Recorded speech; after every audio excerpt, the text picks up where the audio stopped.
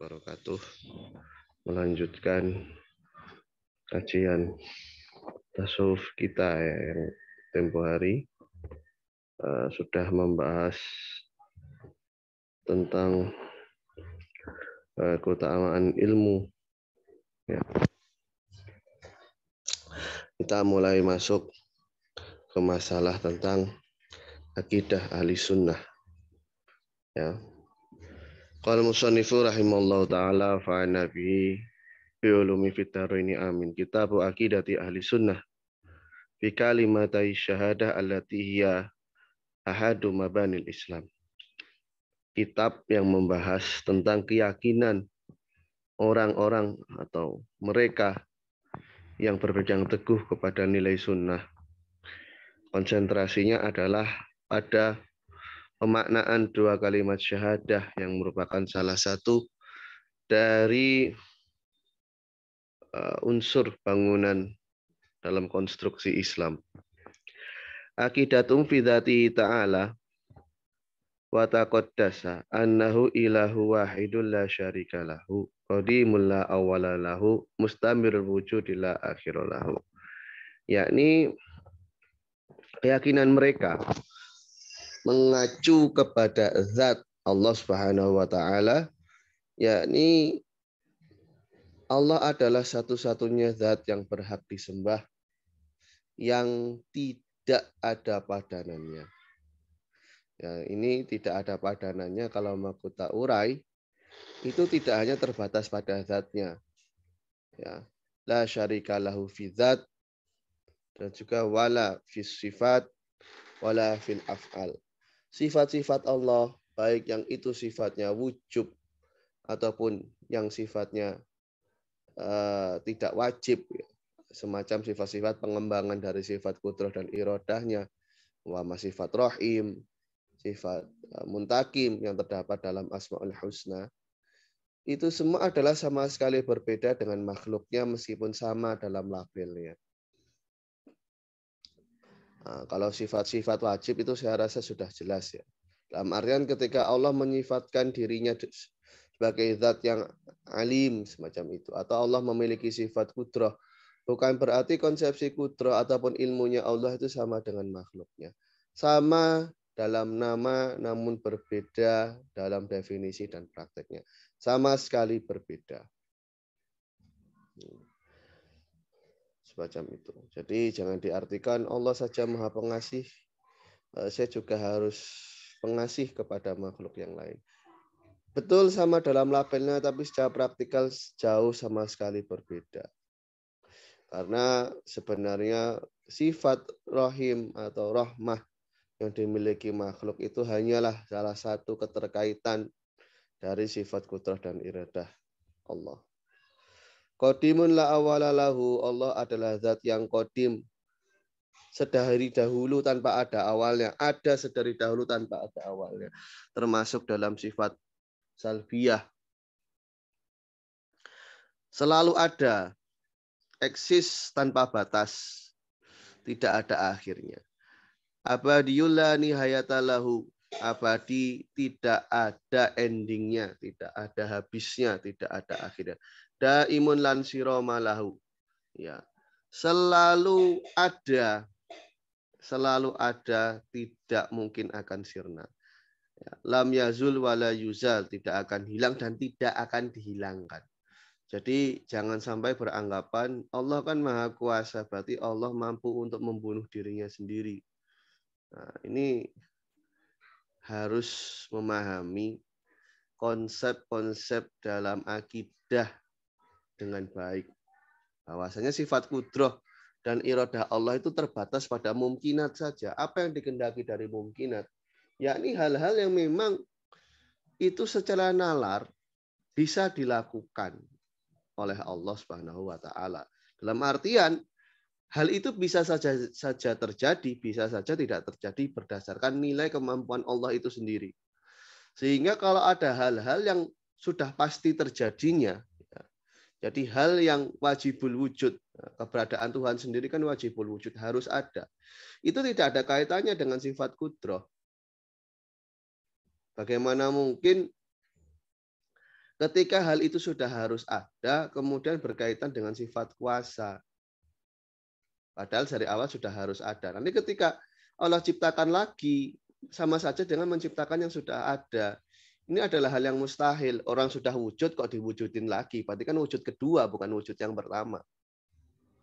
Nah, makanya lam yazul wala yuzal. Soalnya ada teman-teman kita itu yang terlalu ekstrim dalam memaknai zahir ayat Allah itu maha kuasa. Jadi seolah-olah Allah itu ya bisa saja membunuh dirinya sendiri atau bisa saja membuat Tuhan tandingan. Nah, kalau membuat Tuhan tandingan, berarti Tuhan pertama ini kan juga tidak wajib ada. Karena Tuhan tandingan itu termasuk hal yang seharusnya tidak ada memang. Karena kalau Tuhan tandingan itu mampu diciptakan, berarti Tuhan yang pertama juga mampu untuk diciptakan. Berarti tidak harus ada secara mendasar. Karena keberadaannya itu adalah sesuatu yang mungkin, ya mungkin saja ada, mungkin saja tidak. Ada kalau ada yang nyiptain, nggak ada kalau nggak ada yang nyiptain, semacam itu. Mausufan binu'util jalal, disifati dengan sifat-sifat kemuliaan. La yuqda alaihi bil inqida'i wal infisali bitasarrumil abadi wa inqiratil ajal. Tidak ada akhirnya, tidak ada usainya, dan tidak akan terpisah, tidak akan tercerai-berai dengan berlakunya abad, berjalannya waktu, dengan habisnya masa. Nah, habisnya masa. Nah, jadi kan kita perlu mendudukkan dulu apa sebenarnya yang dikehendaki dari waktu atau masa. Ini sendiri kan karena di kalangan logikawan dan teologis bermacam-macam memberikan komentar tentang apa yang disebut dengan waktu. Yang jelas waktu itu adalah, kalaupun dia ada, dia adalah makhluk. Dia muncul saat pertama kali Allah ciptakan yang namanya makhluk. Ini versi teologis. Ataupun andaikan kita yakini dia itu tidak pernah ada, ya tidak perlu kita cari-cari secara detail, karena memang tidak ada yang disebut dengan waktu. Waktu itu hanyalah pergerakan dari benda saja. Maka manakala benda itu terhenti atau benda itu tidak pernah tercipta, ya tidak ada yang disebut dengan waktu. Waktu itu hanya persepsi saja. Bal huwal awal wal akhir. Allah zat yang maha pertama tanpa ada awalnya dan zat yang maha akhir tanpa ada endingnya. Wal zahir wal batin, yang tampak. Mana bentuk ketampakan Tuhan? Ya adanya alam semesta ini. Apakah manifestasi alam semesta ini tidak mampu untuk menunjukkan nilai Tuhan?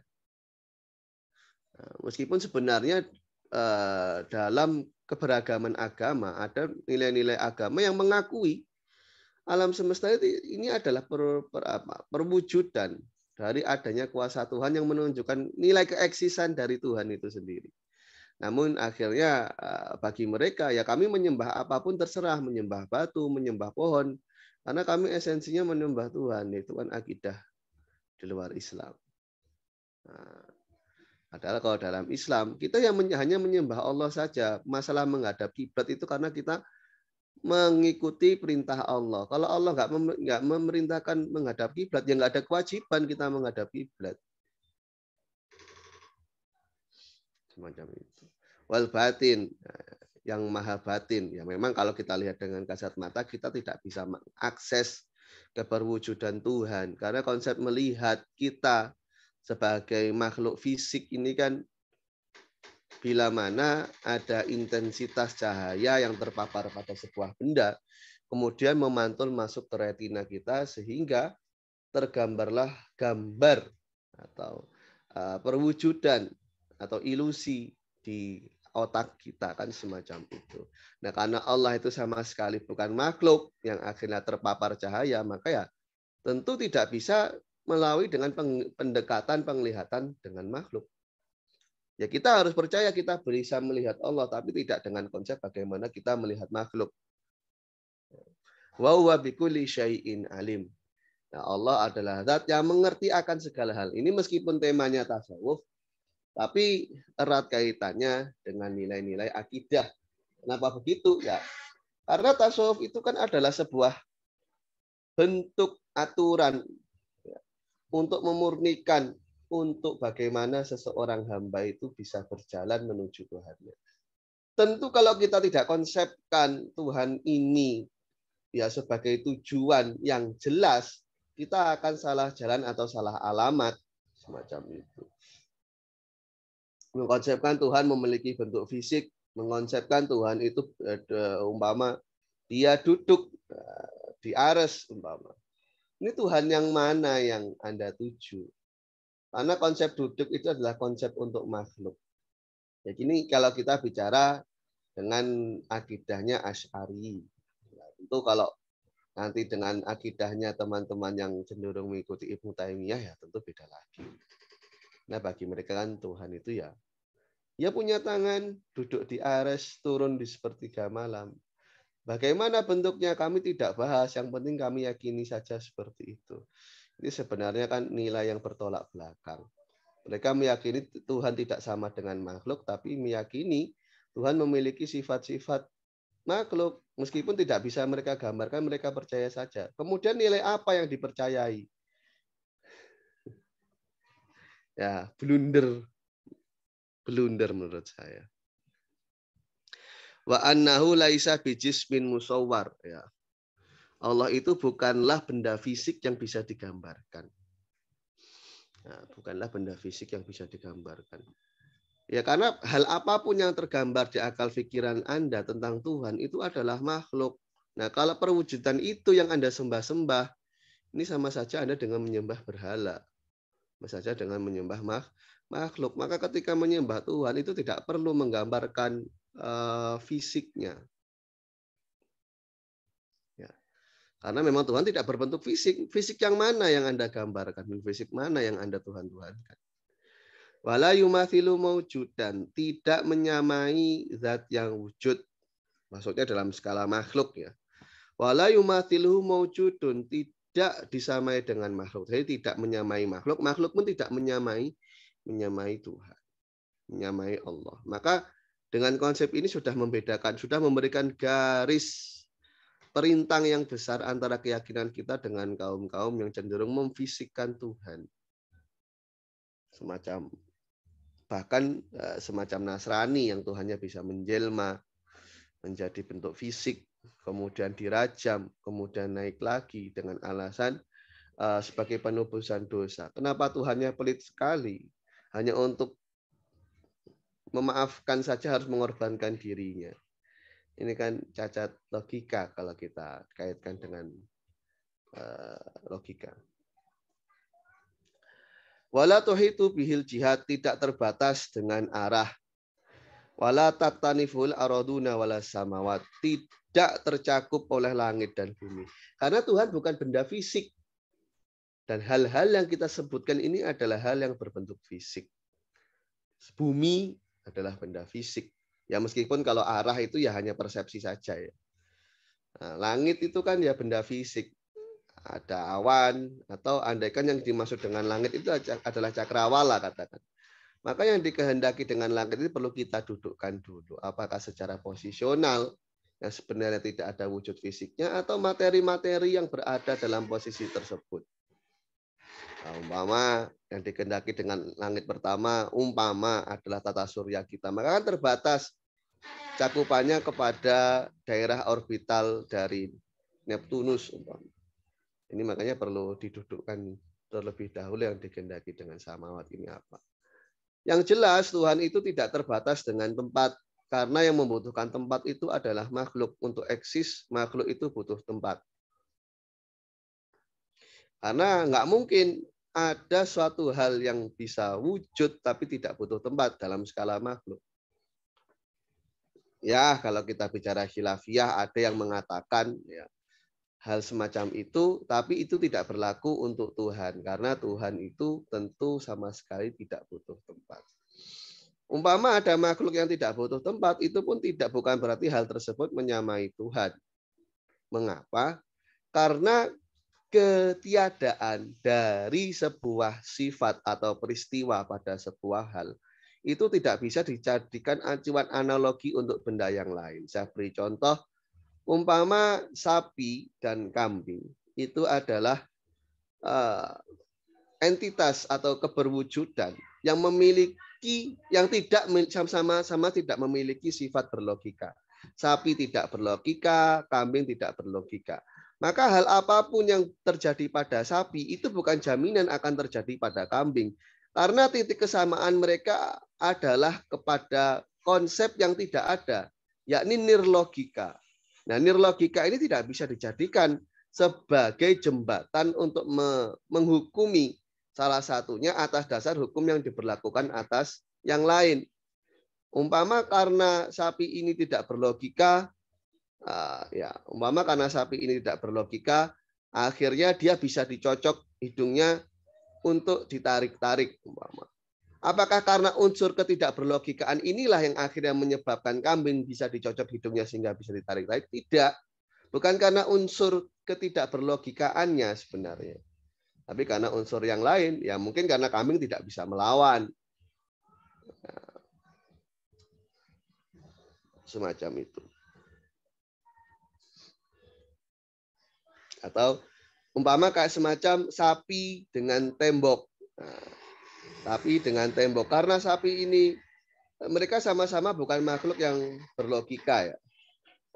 Katakan kalau sapi ini bisa diperah susunya, apakah kemudian tembok bisa diperah susunya? Karena mereka sama-sama dengan titik temu tidak berlogika. Enggak bisa. Pendekatan seperti ini tidak dibenarkan dalam kasus analogi, baik analogi versi logikawan ataupun analogi dalam kasus usul fikih. Jadi mengkiaskan dengan ilah yang konsepnya nafyu sifah itu tidak bisa dibenarkan. Macam itu.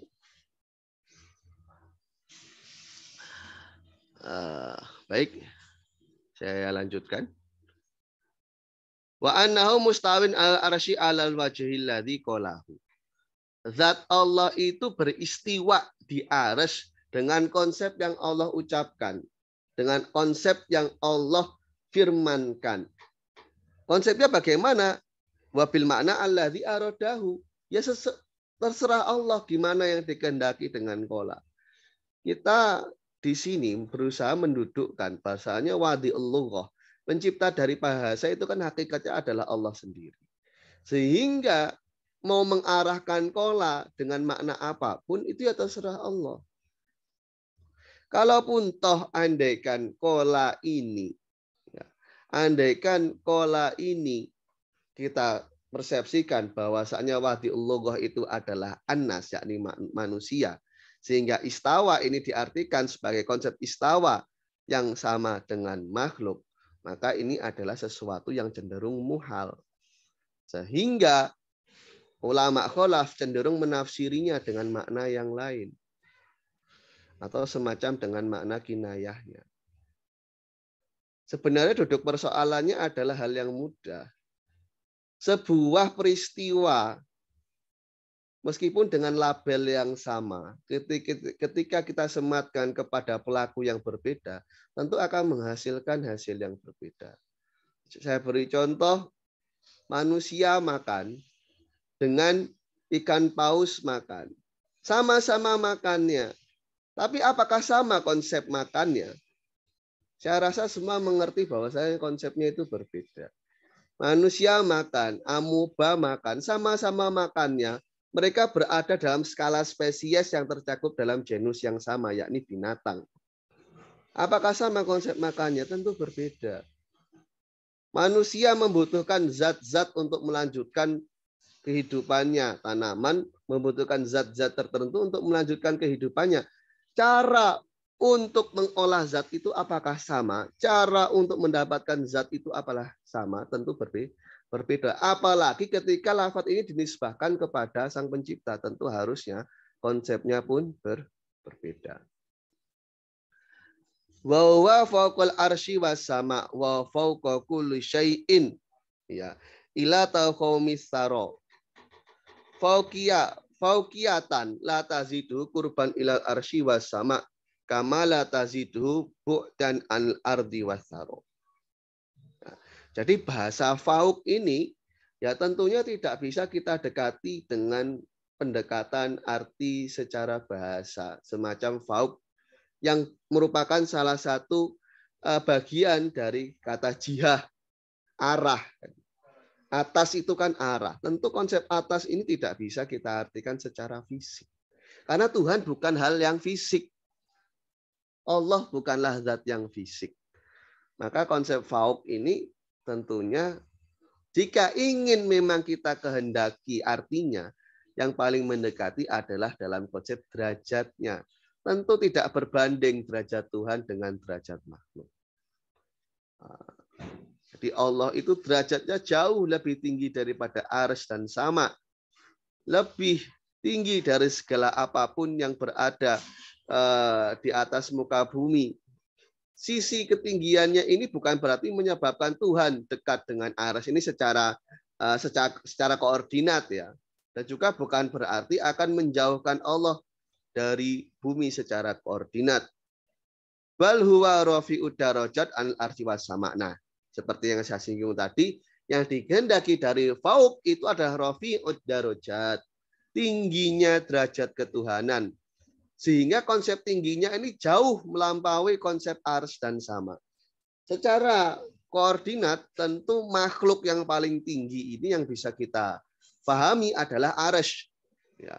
Ini adalah makhluk secara koordinat yang paling tinggi. Tapi ketinggian derajat Allah lebih jauh daripada itu. Ya. Sebagaimana zat Allah juga lebih tinggi derajatnya dari bumi. Wa wa ma'adzalika qaribun min kulli maujud. Tapi bersamaan dengan itu Allah adalah dekat dengan semua makhluk. Maksudnya dekat bukan secara koordinat, sekali lagi saya ulangi, namun maksudnya itu adalah dengan sifat ilmunya Allah, Allah itu mampu mengakses segala hal secara global, apalagi secara terinci.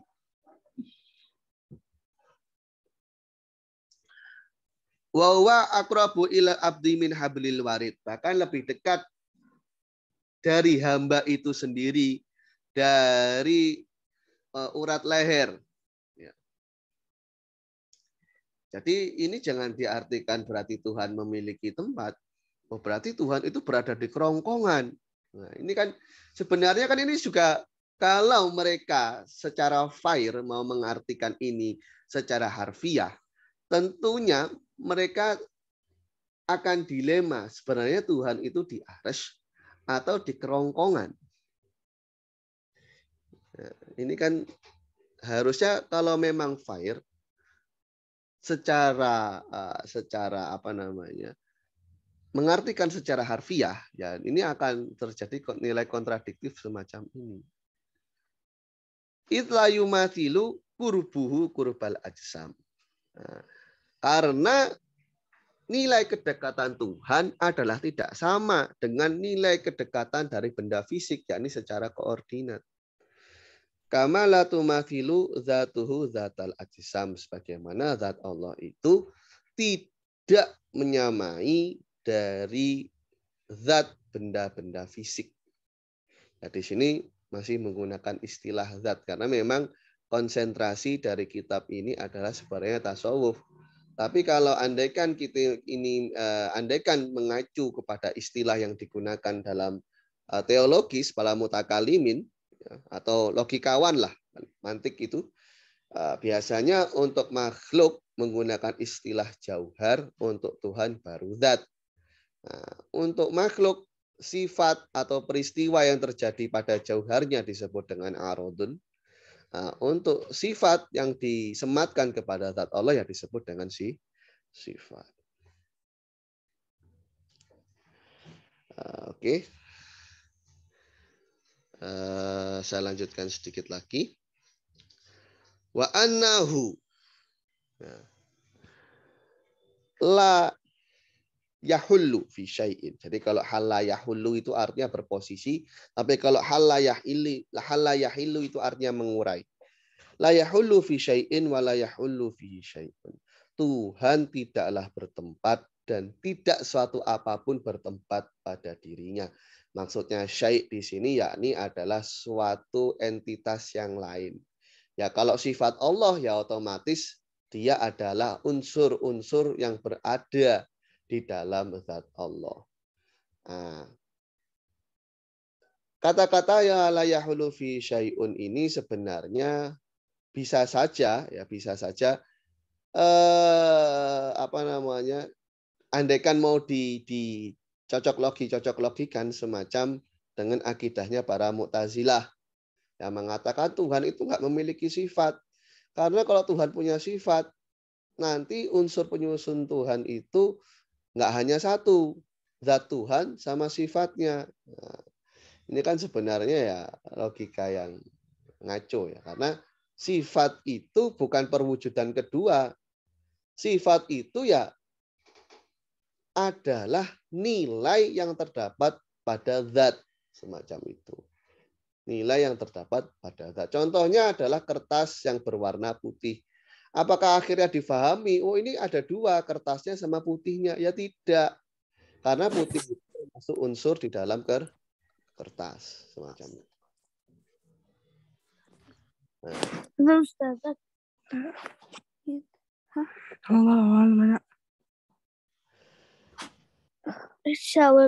Pak, kamu siapa?